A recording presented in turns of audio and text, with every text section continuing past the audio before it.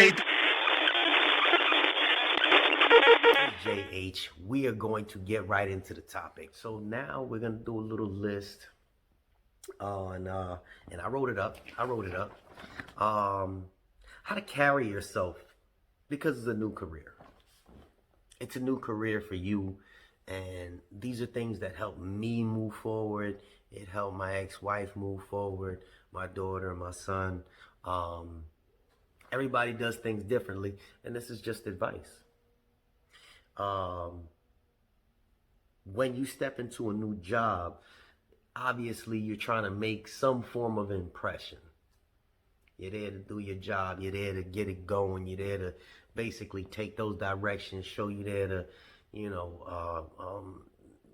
grasp the bull by the horns and ride that son bitch to the sunset, basically. Now, some people from different countries don't understand what I mean. You understand what the hell I mean. We ain't gonna keep going with it. So basically, let's cut to the chase. I know for a fact people don't listen to my videos.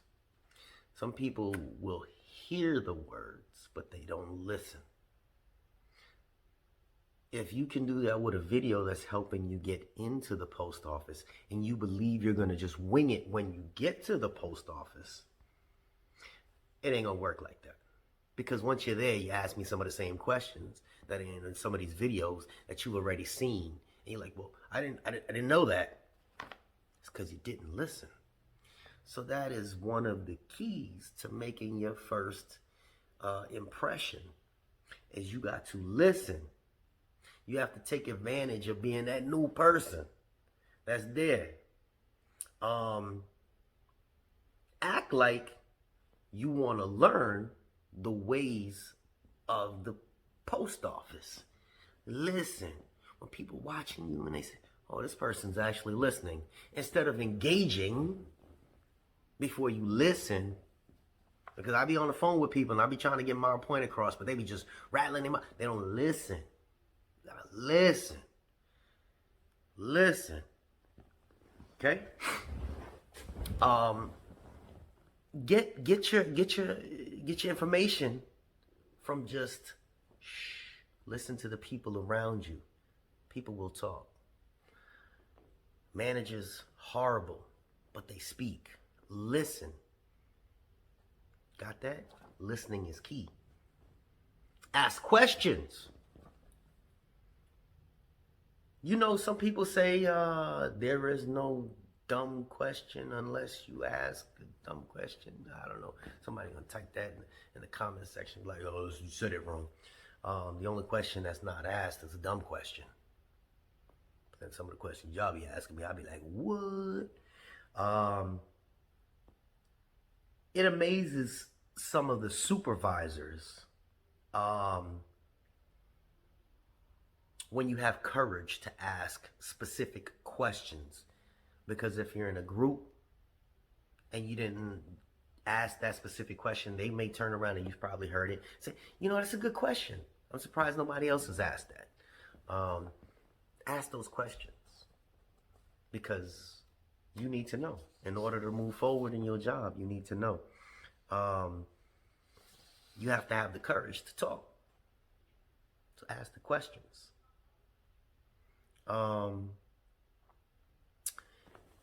When you're listening, you're asking questions. Those questions get answered, and you're listening to the answers. It goes hand in hand. That's your first step. The relationships that you form with the coworkers. I spoke about this in the last video. Remember that. I said if you keep things professional and don't put all your personal business out there, certain things not to talk about, yeah, but if you create your relationships with your coworkers, that's money. Every time you have a conversation with someone, you're investing in their emotional, mental bank account. Building emotional capital is very smart, because it will be easier later on to engage with this person when you're running behind, when you're doing something that, or you might be falling behind at your job.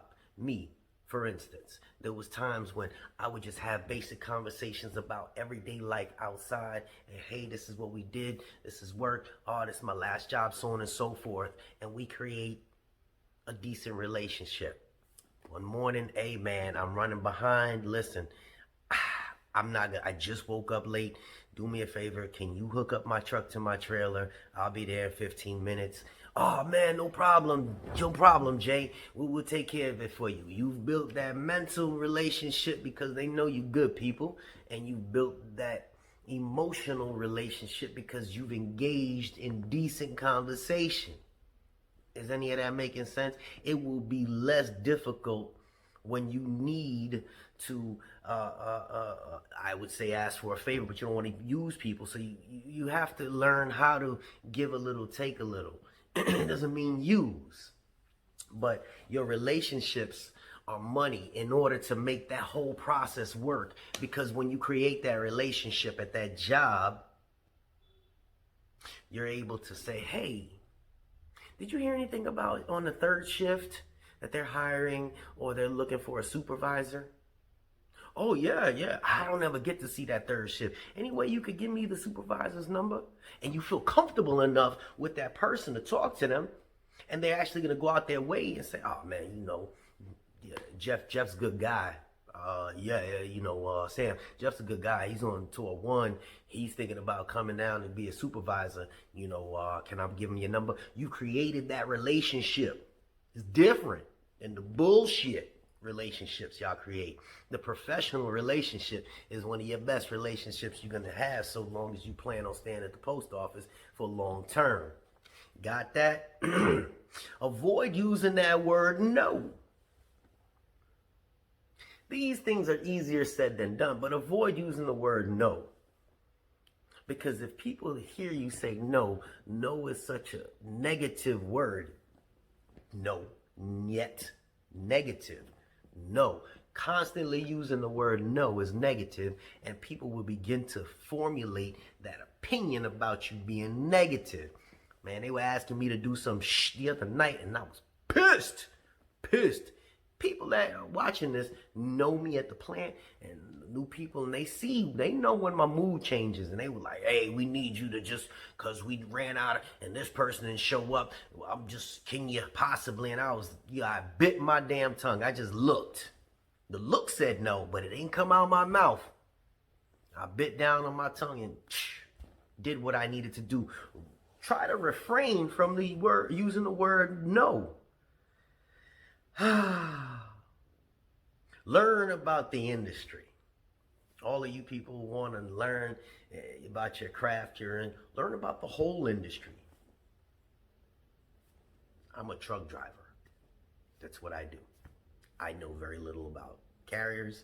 I know very little about crooks and maintenance men. But you know what? There's a channel that I have. People are engaging with me.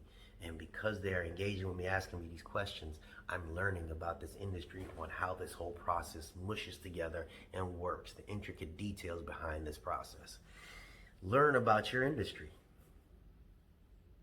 It will help you move further down the line if you want to become more than just a CCA. If you want to be the supervisor at the plant.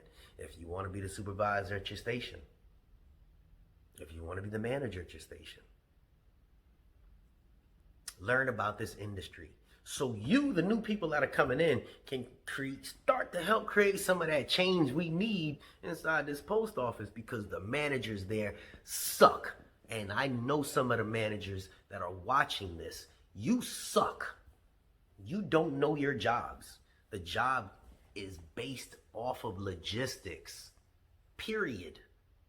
Learn how the whole operation works in order to do your job better.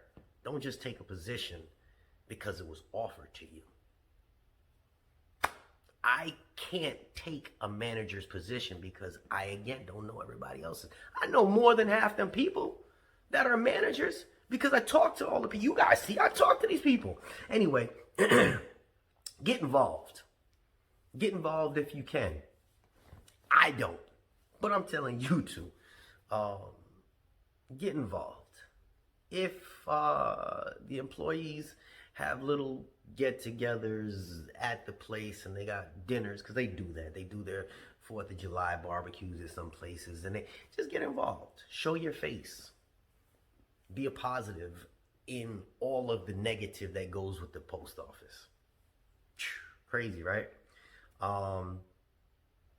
It only, again, helps bring your character up.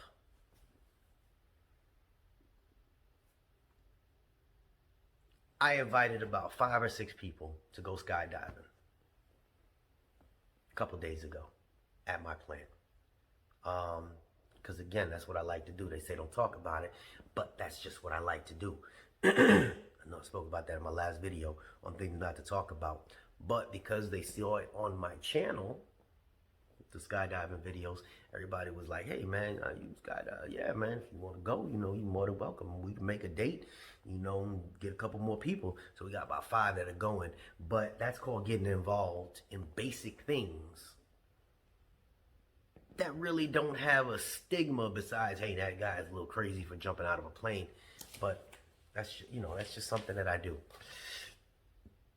You can broaden that to cooking. You can broaden that to different things. There's a guy at my job that he brings food in once a week. They call him chef. He's just a forklift driver. There's a guy, you know, just people have their little nicks that they do. Just get involved little ways in positive manners.